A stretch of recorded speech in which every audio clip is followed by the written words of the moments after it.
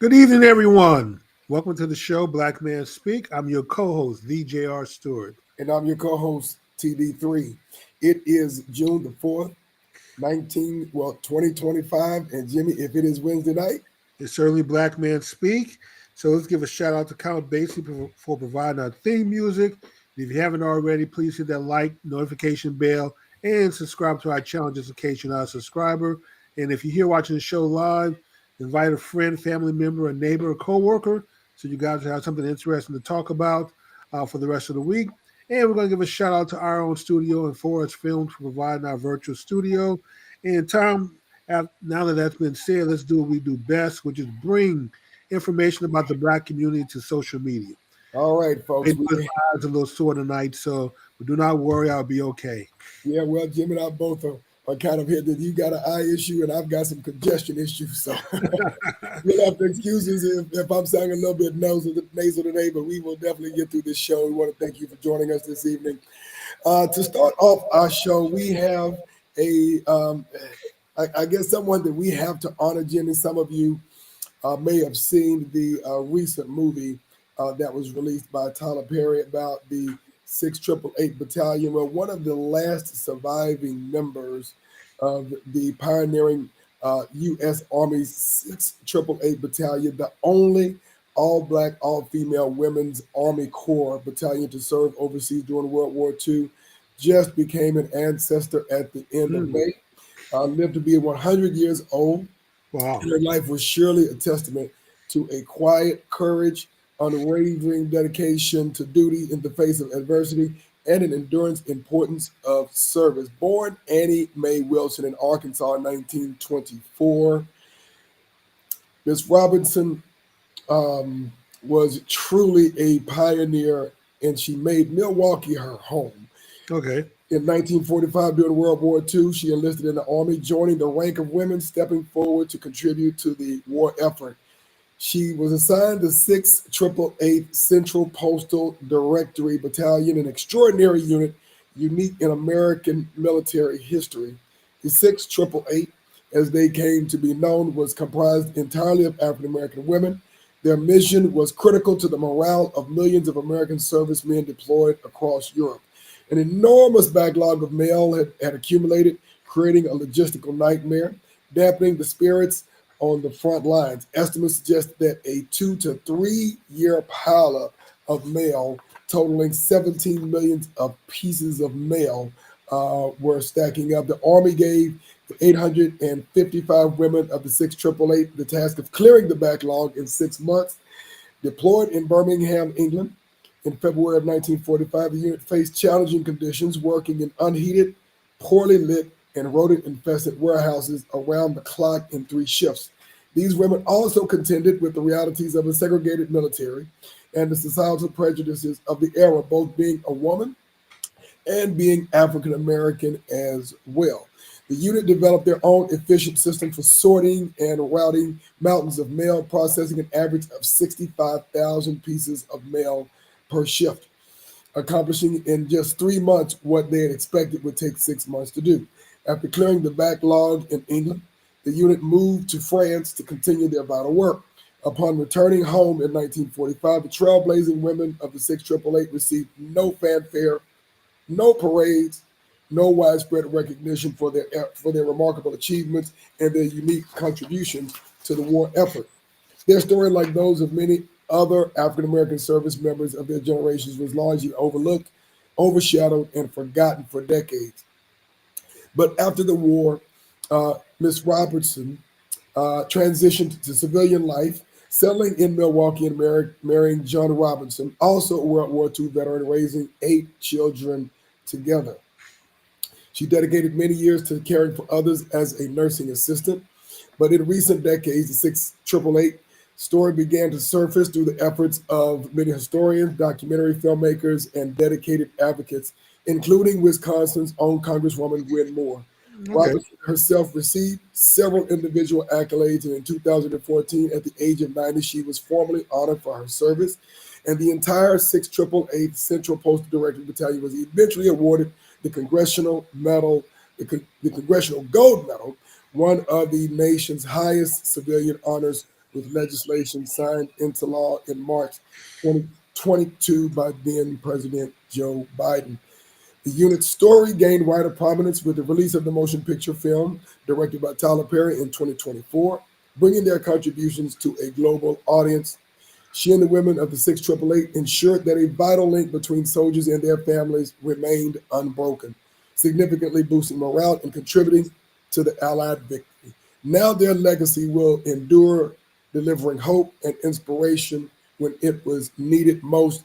We definitely want to send our condolences to the family of Miss Robertson, those who knew not just her, but those who served with her, who were, pretty much unknown until recently, Jimmy. And, we have to take time to make sure that we send our flowers to those when we find out. Okay. So with that being said, our condolences. And for those of you who have not seen the movie, I've not seen it myself, but I've heard it is a very inspiring movie. So you definitely should go check that out and support the film. All right, we have another very brief story for those of you who are tennis watchers. Coco Gauff, who some of you, if you are tennis watchers, has reached the semifinals of the French Open. Today, she overcame 10 double faults in the first set. She dropped in a major to beat Madison Keys 6-7, 6-4, and 6-1, reaching the semifinals for the third time. Gauff and Madison both have claimed one major championship. The number 2 seeded Coco Gauff won the 2023 U.S. Open and was the runner-up at the 2022 French Open. She will play this Thursday for a berth in another Grand Slam final, facing either number 6 Mira Andreeva or 361st ranked French wildcard entry Lois Basson. Gauff struggled early against Keys, trailing 4-1 and being a point from a 5-1 deficit. Then suddenly she got going, using her speed and instincts to stretch points until Keys, the Australian Open champion, just this January, missed. That helped Coco Gauff get within a point of taking the set. Gauff had 7 winners and 21 unforced errors. Keys had 12 winners and 28 unforced errors, 19 of which arrived from her powerful forehand. So all that being said, we wish you the best of luck in the semifinals in the French Open. And for those of you who are out there, give her a ride. We'll see if the American can make it to the finals. Jimmy, I don't know if you keep up with that much tennis. I'm not. I do a little bit. Not so much lately, though. Of course, back in the day growing up, man, I was a big McEnroe fan, man, and Borg fan, man. So those tennis greats, man, these cats today, I haven't watched too much of it today. I know Federman and a few others, man, are really good. I've watched a few here and there, but I don't keep up with it like I used to. Gotcha. And I guess that's the thing with in sports, is you want great matchups regardless of any sport. And it's not just all about one player being so great, but you're having great matchups across the board. So we'll definitely be talking a little bit more about sports later on in the show, but best of luck to Coco and hope she does well. Following up on a story that we were trying to get to last week, but just ran out of time. The 2 twins in Georgia found dead, 19-year-olds, amazingly enough, has now been ruled a double suicide by the Georgia Bureau of Investigations. Kadir and Nazir Lewis, 19-year-old twin brothers out of the Atlanta, Georgia area, were found on March 8th atop Bell Mountain in Hiwassee, Georgia. The Georgia Bureau of Investigation has recently ruled their deaths to be a double suicide following an investigation that reversed an initial presumption of murder-suicide.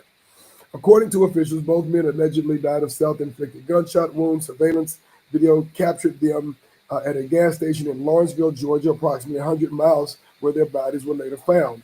Just hours before their deaths, in the footage, they seemed to be alone and calm. Despite the evidence presented to the Lewis family, the family remains unconvinced that the official narrative was actually a double suicide. Loved ones describe Kadir and Nazir as close-knit, full of ambition, and deeply committed to their shared dreams. The twins had plans to launch a clothing line, travel to Boston, and celebrate their upcoming birthday with a cruise. Those aspirations, their sister Kyrie Powell says, simply don't align with the conclusion that the GBI reached. in terms of it being a double suicide. Kyrie shared details from their last conversation with her brothers, in which they offered her encouragement, telling her not to fear chasing her goals. Their words, she says, filled her with love, not despair.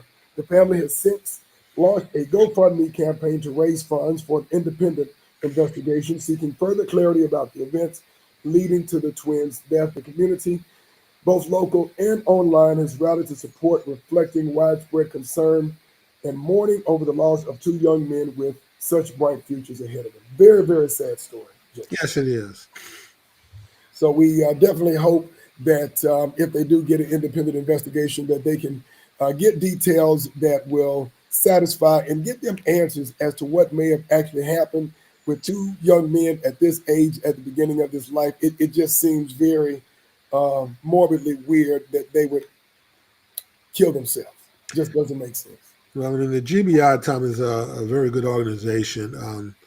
They're not like the local yokels who may not encounter murder situations that much. So, but yes, we hope that the family get the information they need to put closure on this.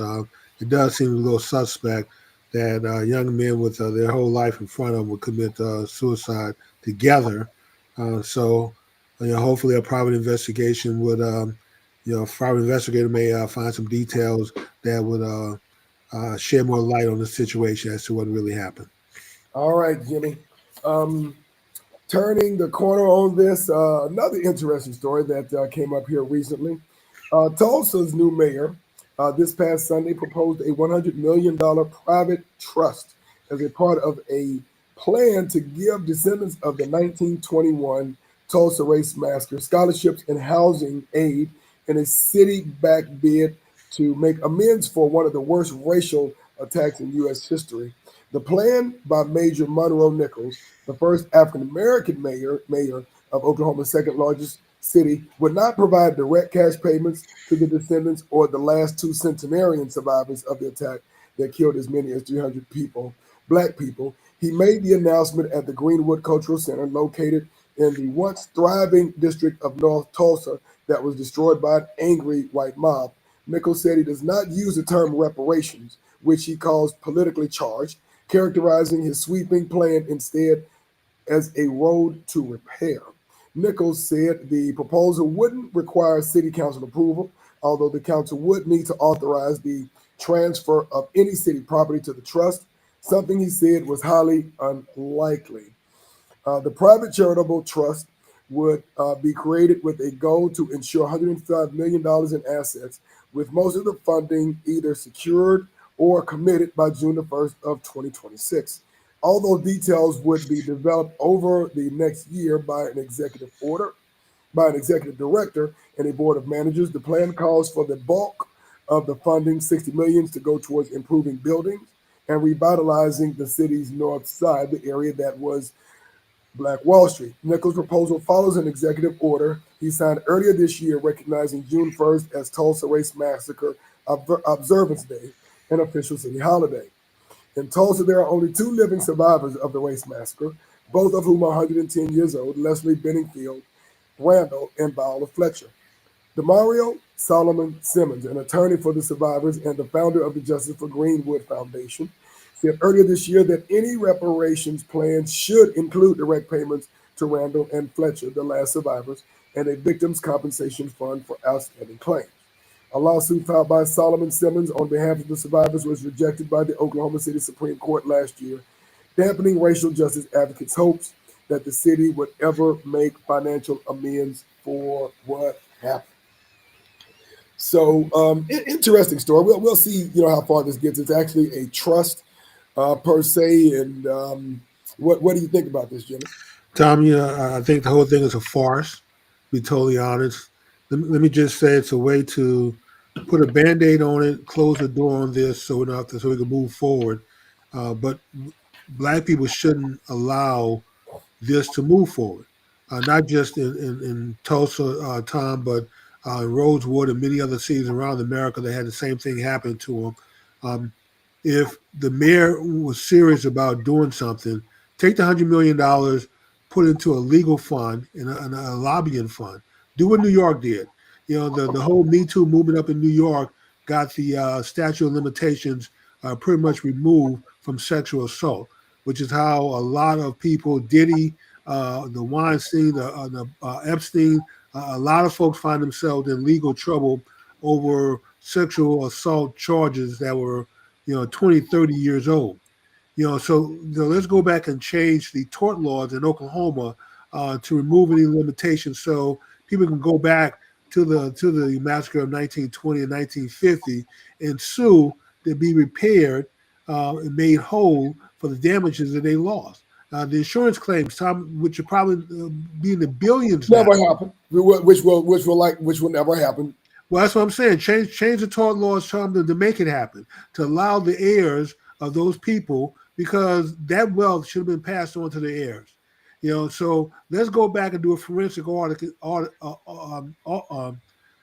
I'm trying to say, a forensic audit, and figure out what the value was at that time and adjust it for inflation and bring it up to current value. Well, they actually did do that, Jimmy, some time ago when Johnny Cochran, I don't know if you remember that, it's been a while ago, but Johnny Cochran and another attorney actually did a study, and they did an evaluation of this, and this is actually the second major lawsuit on that. And again, in terms of how close it is, you can't be exactly perfect to a science on this, but they recommended $100 million on the restoration. And then if you pay that forward, maybe that comes up to, close to $500 million or something like that. But when they look at the direct impact of property damage in terms of businesses and households and things of that nature, they actually did a forensic on that. Of course, the good people of Oklahoma want to do the best that they can to make sure that does not happen. But at the end of the day, there's a short term and a long term, because you have two survivors, directly survivors of that, who are 110 years old. We don't expect them to live to be 150. No, we're not going to make some compensation to two people and then close the chapter. This is what my point is. This is not convenient. It's not just for two. It's not just for two people, but it's $60 million to help revive a neighborhood. We don't know what that entails, but that's not going to do. Look, overall effort. It isn't just $60 million. That was just $40 million for whatever for some grants and housing. Tom, but my point is that the overall impact for is going to be pretty negligible. I mean, there's very little to come of this. What I'm saying is, here's a solution. That if you really want to do this right, change the tort laws to allow lawsuits to go back to the very beginning.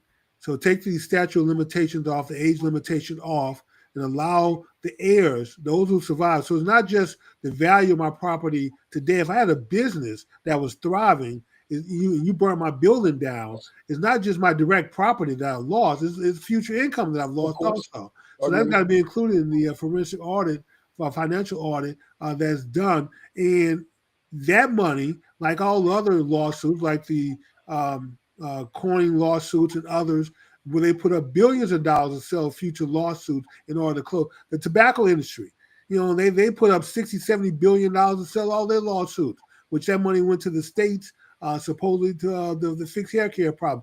The pharmaceutical now companies have come under direct attack for their impact in the opioid, selling opioids and prescriptions. Even though it was quite legal, the government still sued them for making too much and for flooding the market with it.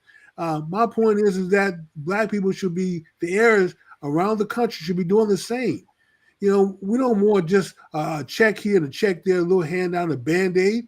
No, you want the big bucks. You want $20-30 billion put into a fund. And if you prove that you're an heir or one of these people lost money, and not just direct property, Tom, but projected losses from future income that was lost also when the business was burned down, need to be included in there. And those people and those heirs should be made whole. That's my point. That would be the fix. This is not reparations. This is just paying damages that the insurance company should have paid. And who do you think who would be responsible for paying for those damages? Who would be responsible? Yeah. The insurance companies. The existing insurance companies today, whether you had a policy or not, I mean, just like with telecommunications. When I was in the phone business, I had to contribute to 11 USAC HC funds for rural, for hospitals, for schools, to improve telecommunication in those areas. Everybody's phone bill, there's a chip in. There's a few dollars included for the USAC fund, so you can build out infrastructure around the country for areas that rural areas where there's just not enough people to support the building out internet infrastructure or telecommunication infrastructure. The same thing in Oklahoma. Whether you're an insurance company that had a policy or not, all the insurance companies now are going to be taxed or have to be assessed with $2-3 to every policy to help build $1 billion fund to fund this until all the lawsuits are settled. I mean, how long do you think it's going to take to change the tort law in Oklahoma, Jimmy? You know what? As soon as you get started with the lobbying effort, the sooner you can get it done. How long did it take New York? Realistically, I don't know, Tom. How long did it take the Me Too crowd in New York to change their sexual assault laws? Apples and oranges, though. We're talking about a case over 100 years old that the Supreme Court has already said that they're not going to give any redress because of the age, and now they've filed another lawsuit. Just following the law, Tom. That's of course. And how long do you think it's going to take the law? I don't know. But you know what? The sooner you get started, the sooner you can get finished. I don't know how long the lobbying effort would take, but if you can raise $100 million for lobbying effort, you can get those laws changed in Oklahoma. I promise you. Those politicians down there, knowing that there's $100 million out there for their re-election funds, will gladly take this up and get some momentum and support behind it. But sitting here crying about it on your knees, begging folks. It's not crying about it. He actually has a proposal. And the reality of it is, Jim, go nowhere. I guarantee you. The reality of it is, and one of the reasons why they're, of course, trying to push this out and wait this out, hypothetically, if they did go and changing the tort laws, that's not going to happen in 6 months or 1 year or 2 years. And the reality of it is, once most of these sisters, the last two remaining survivors, are gone, again, what's going to happen? They're going to say, you know what? There's nobody directly related. That is correct. But you know what? That's why you change. But then guess what? They'll say, you know what? We have no one who can directly speak. That's why you change the tort laws, Tom, because you have something called inheritance. But the point is, by the time they change the tort laws, Jimmy, both of these women are 110 years old. You know, Tom, we just covered a case with I was going to say Howard University, not Howard. Which university we just covered with the photograph image? Are we talking about Harvard? Harvard. Okay, yeah. We just covered a Harvard case. The slaves that were in those images are dead. They're not around. Correct. But guess what? The heirs, this lady, was able to sue successfully, go to court, and win a judgment against the university. But they don't have to change tort law to do that, Jimmy. Tom, you change the tort law to get rid of the limits that are placed on the limitation. You know, right. But what you argue in court is that I've been damaged. If you've killed my father, then we recognize that that if my father has Social Security benefits, for instance, I may be able to inherit those. If my father or my parents had property or real wealth, as an heir of those, I would get a chance to inherit those. What I'm arguing now is that what we should be arguing is that as an heir of those, I would have benefited if not for my great grandparents being damaged in this way. That's what we need to argue. Stop being on our knees begging for some relief. For people to write a check to donate to some little cause is not going to make a hill of beans difference to the overall success of Black people. We need to start thinking about winning and not try just to think about surviving. And this is just a Band-Aid time to allow those who to write a little check, ease their guilt, and move on. I guarantee you they won't raise $100 million. And if they do raise it, it won't go to betterment Black people. If that $100 million is $60 million is spent to improve this north territory, the north part of the city, I can already project where most of the money is going to go. It'll go to AT&T, it'll go to some construction companies, it'll go to build Bell Street. None of that wealth, none of that $60 million is going to end up in the hands of Black people. I promise you. What would it take to actually change tort law in Oklahoma? Billions of dollars, Tom. No. Who has to approve a change in tort law? The legislature would have to change the laws, and the governor would have to sign off on it. But what makes you think that after 104 years, that they're going to sign off on that. The same reason, Tom, that in Oklahoma. The same way that the Me Too crowd was able to change their laws in New York. They started New lobbying. New York is not Oklahoma, Jimmy. Okay, Tom, it's not. Nothing is Oklahoma. Oklahoma definitely is not New York. Only thing that's Oklahoma is Oklahoma. Exactly. So, unfortunately, until you try, you raise the money, start the lobbying effort, and then see.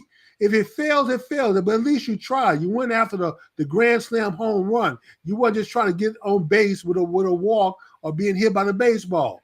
That's the difference. We need to stop playing small ball and start playing to win the game and win the war, and stop this putting band-aids on things and allowing folks to close a chapter on us.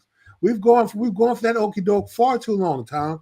This is a farce, and unfortunately, black folks are being hoodwinked once again, to borrow from Malcolm X.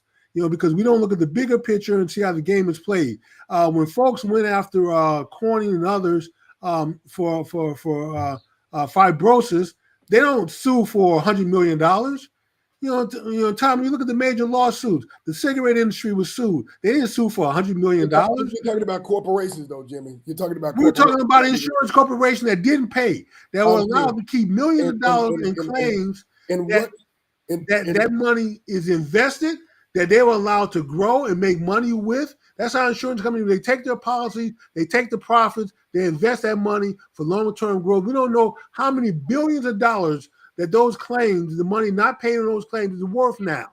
That's what you have to sue for, not a few improvements in my streets, which you should do that anyway. Not some housing grants. You should be doing that anyway.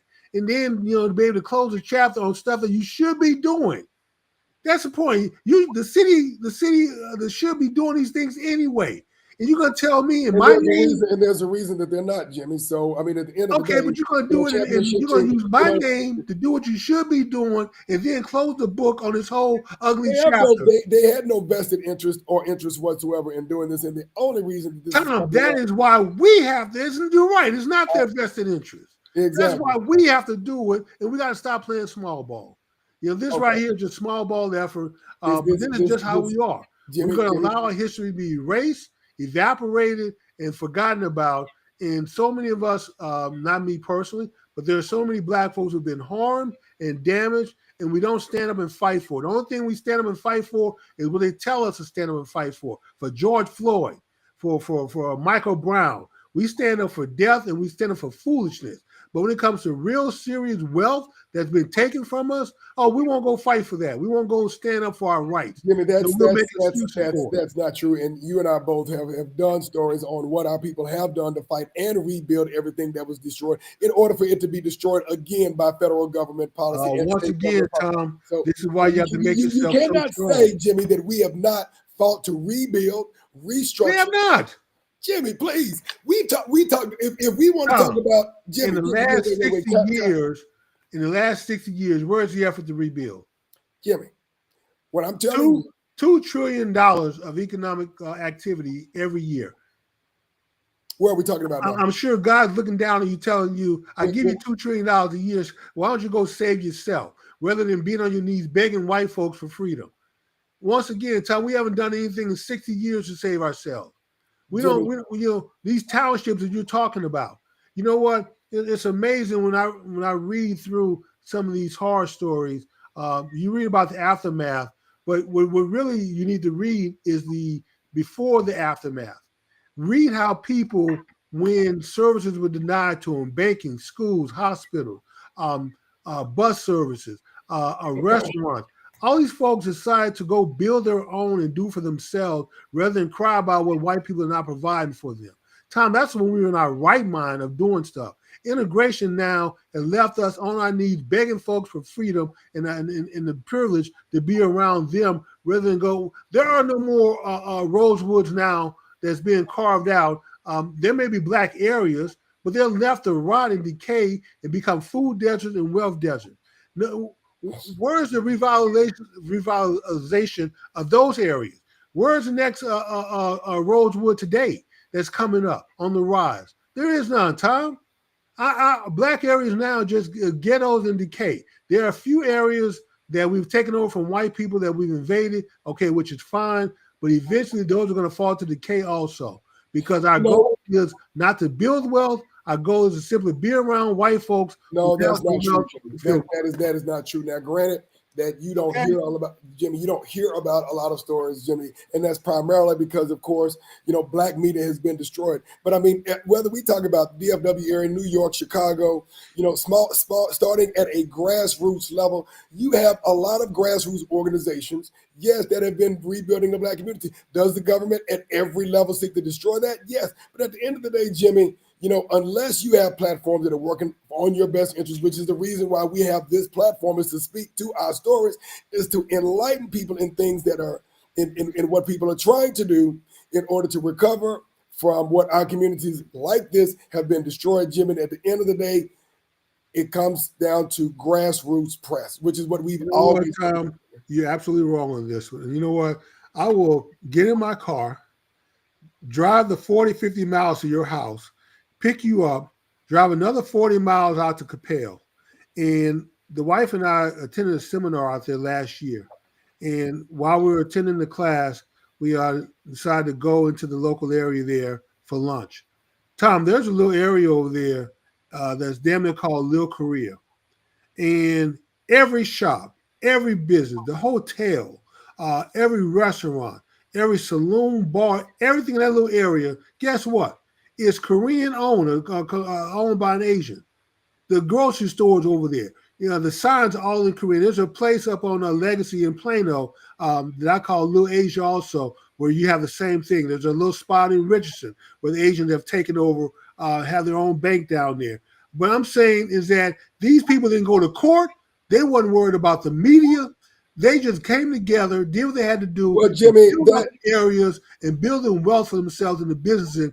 And Tom, they have done this all. These places are not 100 years old. It's like they haven't been doing this for 60, 70, 80 years. They have done this recently. The one in Capel is so damn brand new. You can look at the buildings and the apartments in that whole area and see how damn this is all new construction. This is stuff that these folks are doing now. And we're sitting here arguing about the media and what the government is doing for us. Well, you know what? The reason we're arguing about that, Jimmy, is because it makes a difference when you can come into this country as a immigrant and get business loans off the bat. That does make a difference over a couple of generations. It doesn't take that long at all if you have the skill and expertise and you get money from the government, which immigrants do, unless they're black, of course, in order to build businesses, in order to build communities, Jimmy, period. It happens. All right, Tom, we're going to move on to the next story. We're not going to agree on this one. And we're both alphas, and we know that we're not supposed to be making excuses because we know what excuses do. They build. At the end of the day, facts are facts.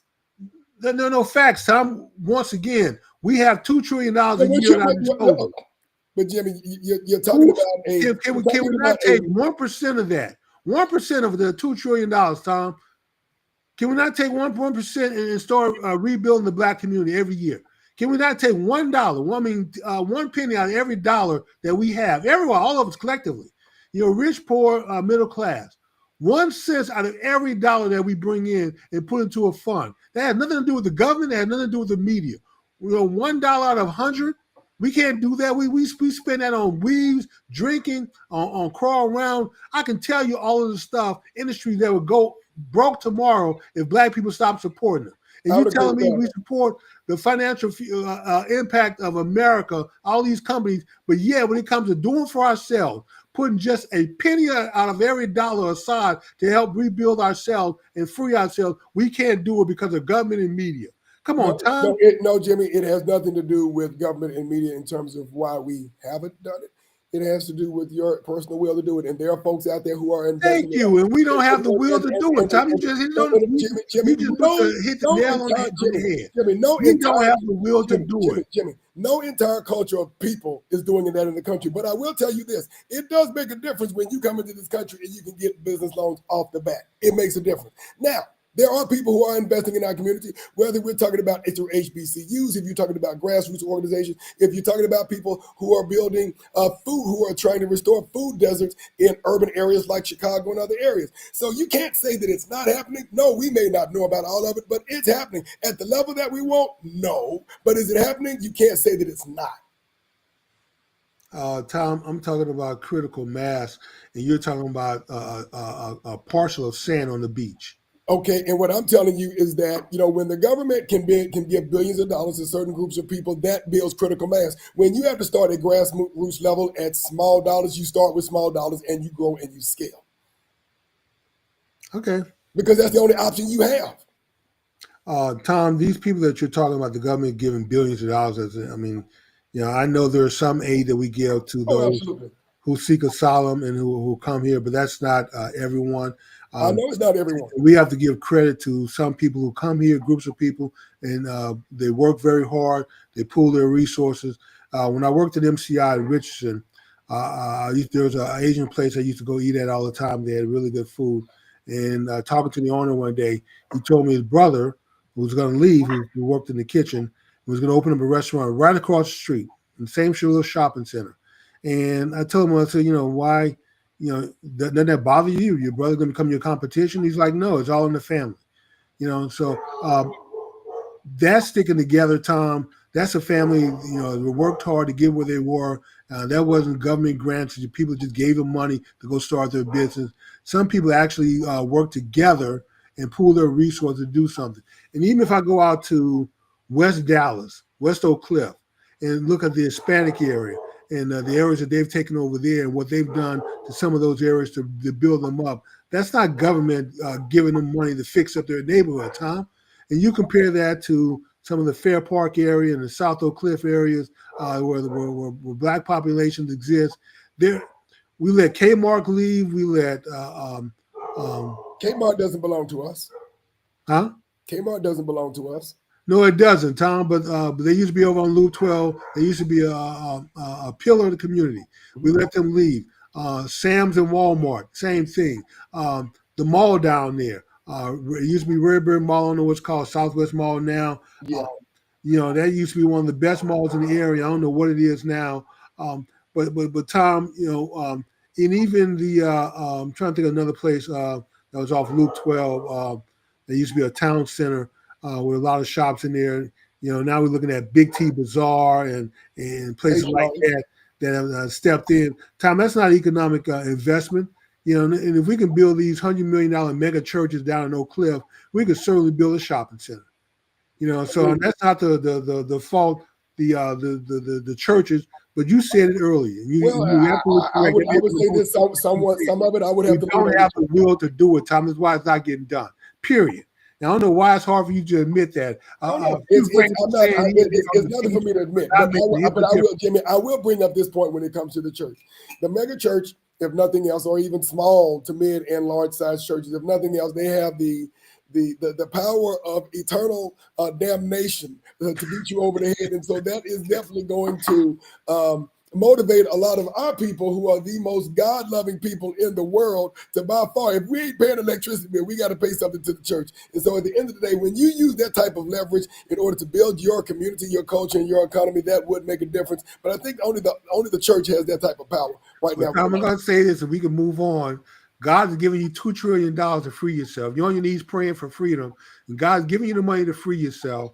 So as far as God's concerned, there are no angels coming down, especially from the white Jesus and the white God to save you. Now you want to pray to the black Jesus and the black God, you may get some relief. Well, Jimmy, that if you start talking to people about black Jesus and black God, man, you might have a problem there too. You will have a problem there, Tom. You'll be surprised when people tell you don't say stuff like that in public. Exactly, because they're talking about what they'll start talking about. Well, what difference does color make? It makes a big difference. It makes a big difference. If it doesn't make a difference, then put the true representation up on the church wall and put it in the Bible. But anyway, Tom, God's given us the ability to free ourselves and given us a path. We just don't have the will to do it. Because we listen to the devil, his influences in the church, in social and politics, through our music, through our media, and we have to overcome all of that. And so the new voices need to rise up. A whole army of Jimmy Stewarts need to rise up to change his narrative. And I just can't do it by myself. So I need everyone listening to my voice. If you have young kids who are rebels, who want to be freedom fighters, send them my way. I can help enlighten them on what the truth is and what we need to be doing. And playing small ball is not it, Tom. We need to be going for the grand slam home run if we're going to win this thing called freedom. What's our next story, T? All right, Jimmy, before we do that, let's acknowledge a couple of guests that we have on the chat line to make sure we acknowledge them. We have Cousin Audrey K. I want to thank her for showing up. Good evening, Cousin Audrey. We have Frederick V. Roberts. Esquire. Yeah, exactly. Good evening to you. We have Miss Tanya Hall. Long watcher. She says she's enjoying the conversation. We had Ken Manus out of Carrollton. I lived through the 60s, and we did a lot. You know, Ken is an alpha brother of ours. He's done a lot. We have Miss Marion, who is on the chat line. It's been a while since we've seen her on the chat line. When she said, well, the problem is blacks like folks that I know are moving out into the white folks' neighborhoods. They feel Thank you. That's what I said. Wait a second, Jimmy. They feel safer. They love their neighborhoods, and they go out there and massage their economies.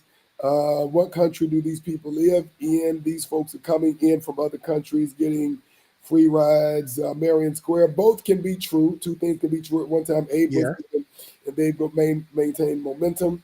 Let me see. It's called Redbird Mall, old Redbird Mall, now Southwest Center Mall. It is up and coming. If you come down south, y'all to see some things happening. They're making very good improvements to the old Redbird Mall here. I think they're building a hospital or an extension to a hospital system out there as well. So, yeah, there's some stuff going on in the Southwest Center Mall areas. We like unification in our community. Nobody trusts anyone. Everybody wants to be the leader. Nobody wants to be a chief. Everybody wants to be the – wait a minute. Is it nobody wants to be an Indian? I think everybody wants to be the chief. So, all right. So those are some good – come on, keep the comments coming in. And thank you for contributing to the conversation, Jimmy. And now with about 20 minutes left, we're going to go ahead and turn the corner. We got a couple of sports items that we were going to address now. We know we've got the NBA Finals coming up.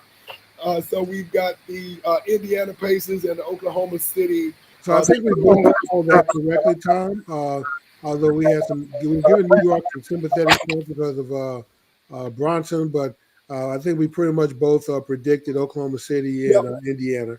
Yep. So, and with that, I think I've already called for Oklahoma City to win this because of somebody who won the MVP, right? Yeah, so he'll win the MVP. He'll get the MVP of the playoffs, and his team will win the championship. He'll get the trifecta. It'll be the hat trick. So, what were your thoughts, coming out of these conference finals on both teams in terms of their strengths and weaknesses, and what do they have to do to win, whether that's Oklahoma City or the Indiana Pacers?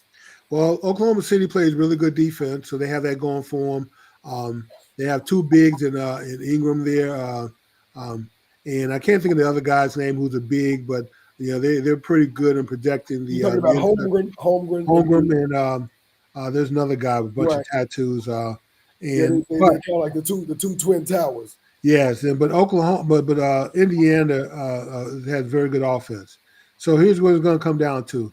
If Indiana gets 100 points or more, most likely they're going to win. If Oklahoma City can hold them under 100 points, then Oklahoma will win. But Oklahoma's not really built for a shootout of 120, 130 points a game. They're just not that kind of team. So they play really tough defense. They harass you. They hound you. They pick you up full court. They trap you. So that's what it's going to come down to. Who can impose their will on the other team, whether it's offense or defense. So if Oklahoma can impose their defense and hold Indiana under 100, then they'll win. But if Indiana gets over 100 and it comes to shootout, then we know what they can do. Even when they're behind, going into the last couple of minutes of a game, you still can't count them out. That's how prolific they are. Well, I would say this on the Oklahoma City Thunder side, they have, I think, the best defense in the league during the regular season. Probably, top two, if not the best, during the playoffs. And they play some pretty tough full court defense, which I think will slow down Indiana a little bit. Indiana, has a prolific offensive team. I think the thing that is going to come down to this is that Oklahoma, I think, ultimately has a couple of guys that they can go to who can carry the team. Of course, you have SGA, you have Williams. I think it's Jamal Williams or something of that nature. Jalen Williams, who can carry the team as well. And so they've got about at least 3 or 4 guys, including Holmgren, who can carry the team if it comes right down to it. And with Indiana, they've got a solid defense. They're big, which is, what is the guy's name? Tyrese Halliburton. He's kind of the offense pretty much runs through Halliburton, but he doesn't have to score 30-something points. No, he doesn't, Tom, because they got other players that can score, and they have a big inside. It starts with an S, like Siakam. Siakam. Tom, that guy's a baller. Yeah. Oklahoma bigs are going to have their hands filled. Yeah, number 43. Going to have their hands filled trying to stop this guy on the inside because he's not going to do what New York did. Jackal a bunch of threes because he can't score on the inside. He's going to force his will and take it to the inside. So, and if that happens and he's successful, and he gets their bigs in foul trouble. They only have the 2 bigs. After that, they're done. So if you can get them in some foul trouble, then you have a chance of dominating the inside against them. And like I said, we know what Indiana can do scoring wise. And you're right. And they can knock down some threes. They can knock down some threes, man. Don't count. And you know what, Tom? Even when they get on a little cold streak, you would think, that would encourage them. But they have such diversity, with people who can score. It's like if one person's not scoring, they just go to the next one. And it's not all on the shoulders of 1 or 2 people to get all the scoring done, or 3 people. Their whole team can score. Plus guys coming off the bench, a couple of young guys they bring off the bench who score very rapidly, put up a lot of points. So Oklahoma's going to have their hands full, man. I mean, this may be an offensive juggernaut. I mean, since the East and West don't play each other cross conference too much, I think they play 2 games against East and West, when they play 2 games against out of conference. You don't see them like you do Denver or Dallas or the Lakers or San Diego or teams in your conference. So Oklahoma's going to have their hands full. So I would agree, but Jimmy, this is the other thing that I'm going to take into account. Oklahoma City is very deep, including their bench, and they've got a lot of guys who can ball coming off that bench as well, and a couple of them can score as well. And so I think it's going to be incumbent upon them to, when you get this far, the good thing is Oklahoma City is young. They've got fresh legs. I mean, when it gets to this point, everybody's tired. They don't have any major injuries that I am aware of, right. But they have got a pretty deep. I think they can at least go 9 deep. Oklahoma City. And so, if they can try to keep some fresh legs and make sure that they don't wear anybody out, I give them a little bit of the edge, not just because of SGA, but the fact that they are younger. They can play a very strong full court press against practically any team in the NBA, Jimmy. And I think that gives them a little bit of edge. Now, all that being said, I will say this much. I wasn't the biggest fan of Rick Carlisle, the head coach for the Indiana Pacers, but he is doing a masterful job. Yeah, he's doing a good job. Yeah, I wasn't the biggest fan when he was coaching the Mavericks, but this dude has done a masterful. Oh, no, he was a dud when he played coach the Mavericks, man. He didn't like young players. He seemed more comfortable with veterans, man. So I don't know if that's how that's changed, but yeah, he's doing a good job with Indiana.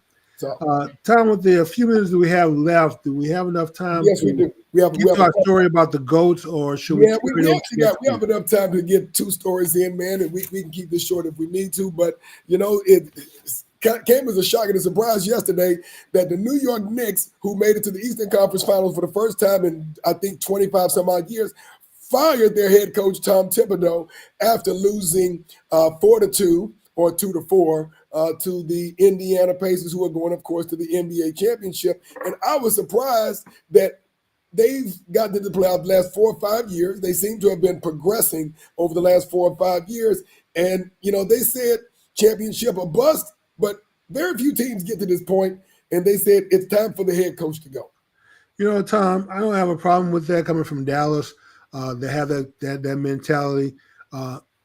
It should be championship or bust every year for everybody.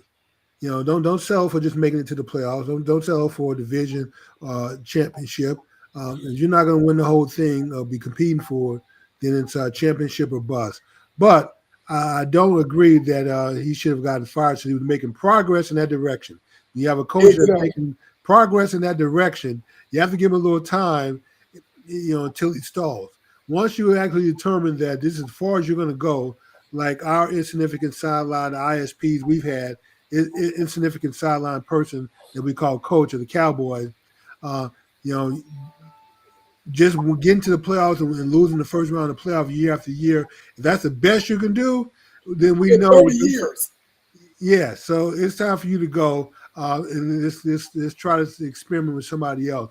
But when you're making progress, you get to the Eastern Conference Finals, he should at least been given one more year to see if he can get to the next level after that, win or lose, get to the championship, and then fire him if he doesn't at least get past the Eastern Conference Finals and go to the championship. Yeah, then you can say he's kind of stalled out. And actually, you should give him 2 years after that. Because it's so hard to. Because his contract, he actually filed an extension last year. I think that was supposed to take him through 2028. But you know what? It has been such a long time since the New York Knicks have been really relevant when it comes to competing for a championship, and this is the closest that they've gotten. And, they have been on the radar, but, at the end of the day, there are, 30? How many teams in the NBA, 30 or 32? 28. 28 teams. So there are 27 other teams who are not going to win a championship. That's correct. So that means you're going to have 27 openings every year because you didn't win a championship. It's been a long time since New York has really been relevant when it comes to this level of basketball, and I am very surprised, of course. Well, somebody will pick them up, Tom. There'll be some more firings after the championship with teams looking for coaches. Somebody's going to pick them up.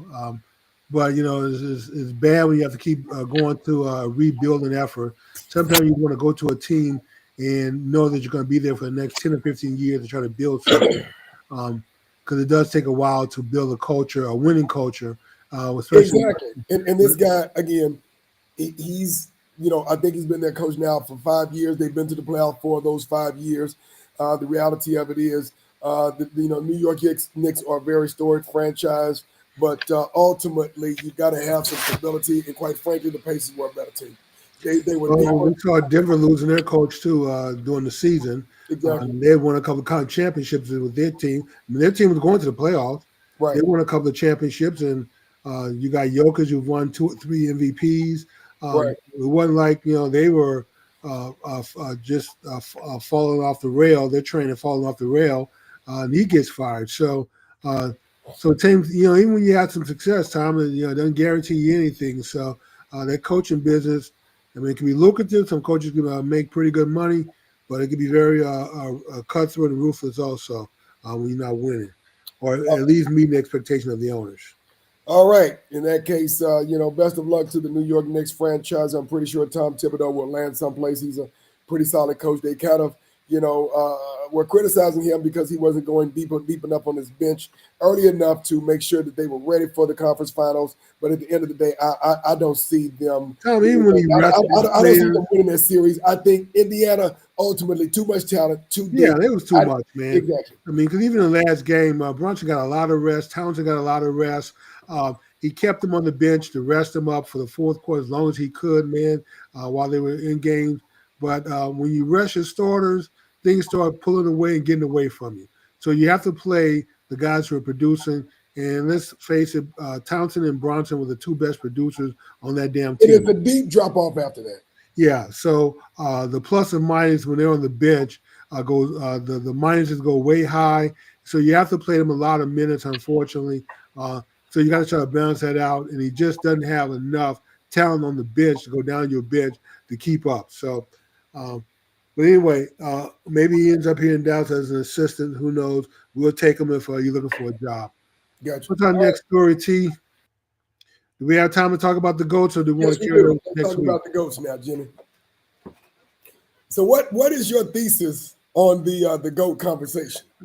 My thesis on the GOAT conversation, Tom, and actually after we even talked about it a couple of days ago, I've thought about it some more. It's not just in sports, Tom, it's across the board.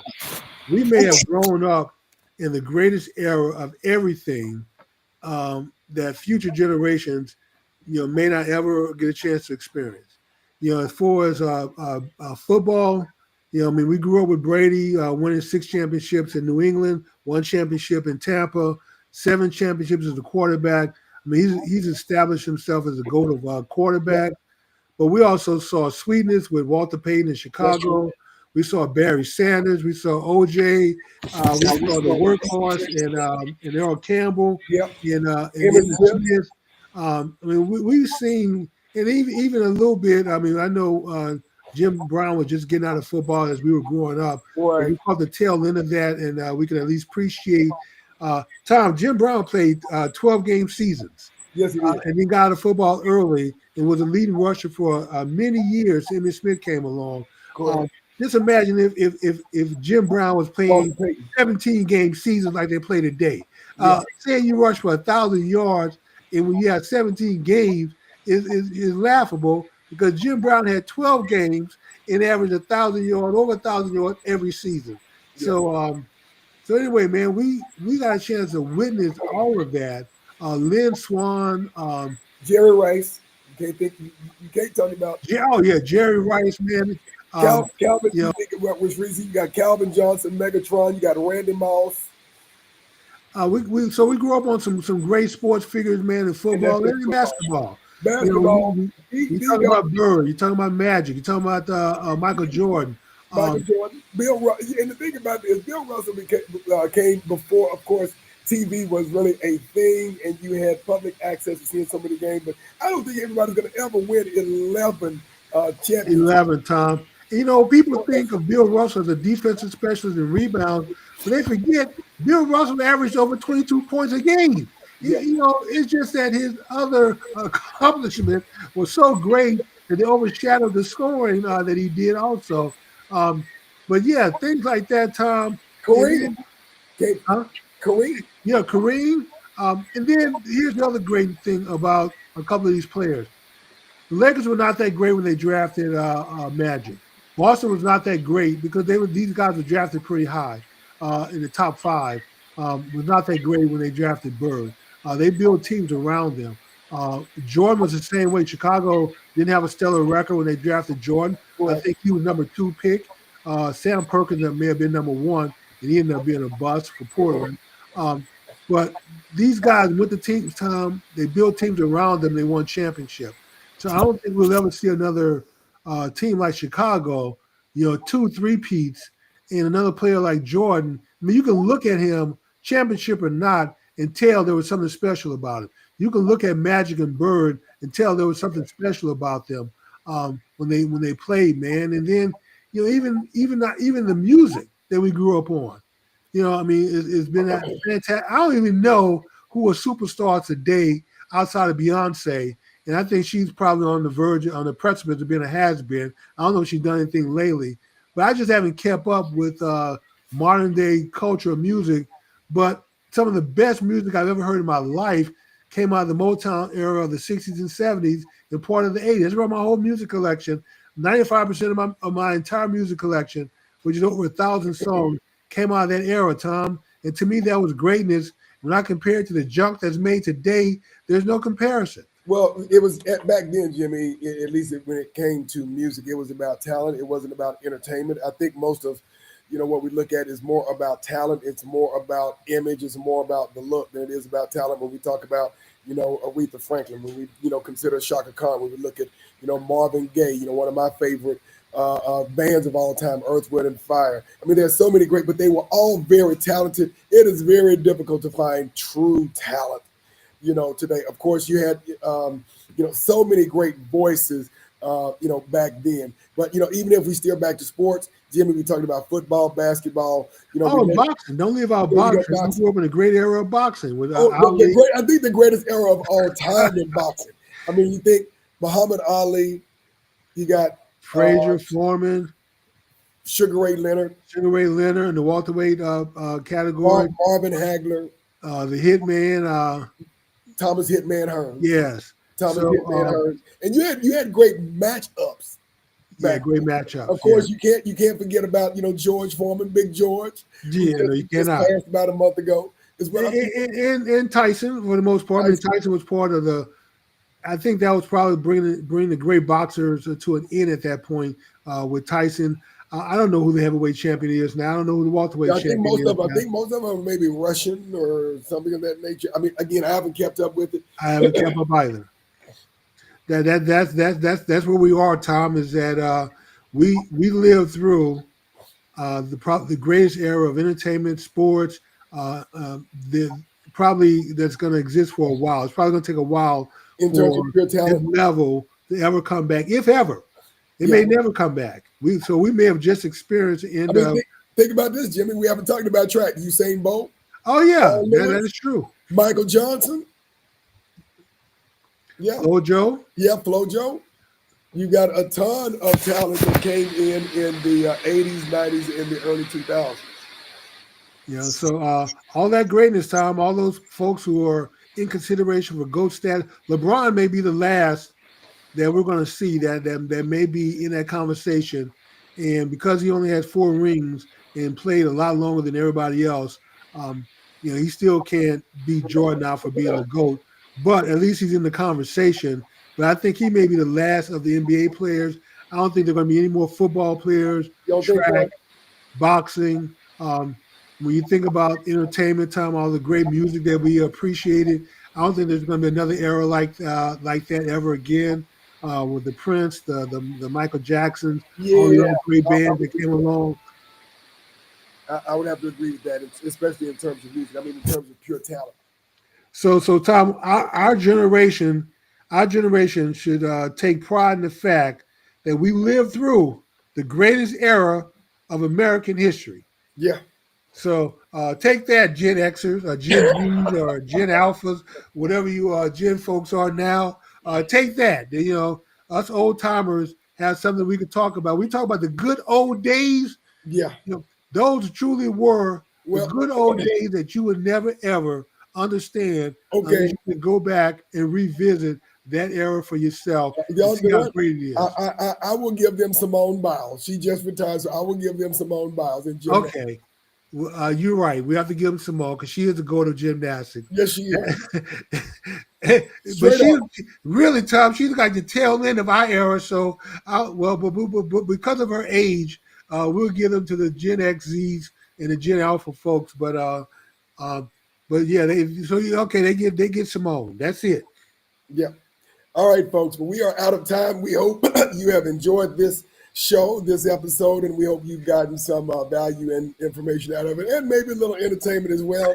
So we want to thank you for joining us this evening. If you haven't done so, make sure you like this show. Make sure you pass it along to someone else so that they can be the smartest person in their circle for this upcoming weekend. Anything? All the folks who watch this show, Tom, are definitely the smartest people in their circle because they watch this show. Yeah, we're not the Breakfast Club, and like Keisha Jones say, we're not for play. All right. Good evening, everyone. We want to thank you very much and join us next week because we'll be back because if it's Wednesday night, it's Black Man Speak. Good night.